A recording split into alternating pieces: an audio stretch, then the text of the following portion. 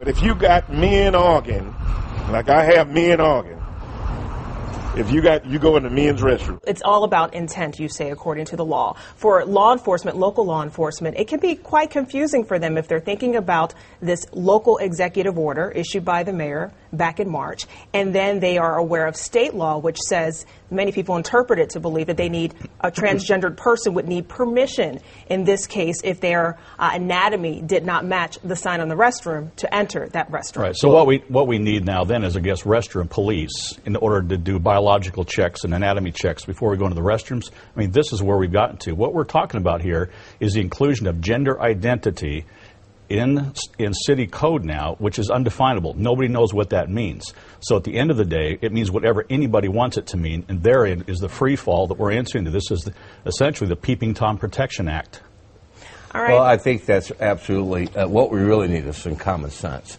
And that's what the executive order tries to get to. So it's common sense that if a person presents themselves as a woman, they should therefore use the female restroom? Is that what you believe to be common sense? Let's get back to the permission. The mayor signed the executive order. That gives transgendered individuals the permission.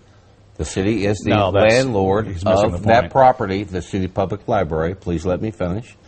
And so that is certainly permissible. Okay, this is very difficult, for all of us to understand. We hear a lot from members of the transgender community, and we have a very active one here in Houston, by the way. And sometimes we hear descriptions that it's like they feel like they're trapped inside of the wrong body. So as a pastor, Dave, I have to ask you about compassion and understanding for a situation like this, for the woman who was featured in our story. Should she be forced to enter into a restroom where she may feel more uncomfortable? And in this case, it would have been the men's room, even though with her parts of her anatomy, she still had male anatomy. This is very difficult for us to talk about tonight, but she did present herself as a woman. Well, first of all, let's define terms here. We're talking about a part of the population that maybe represents 1 or 2/10% of the entire population. We're talking about 6,000 years of history of what a man and a woman are. Talking about compassion, why should all of society be forced to bend and reverse and overturn our historical legal precedent of what definitions are of male and female, family and marriage to accommodate 2/10%? No, that's not compassion, because this is a destructive lifestyle. We have heard from women whose husbands left them and their children to have these kind of situations, transsexual, transgender changes.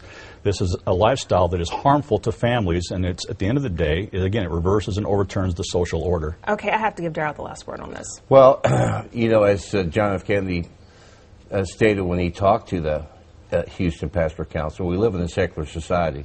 This is a legal issue. If you have people that look like women, present themselves as women, going to the men's restroom, that's going to cause a disturbance. But if you got men arguing, like I have men arguing, if you go in the men's restroom.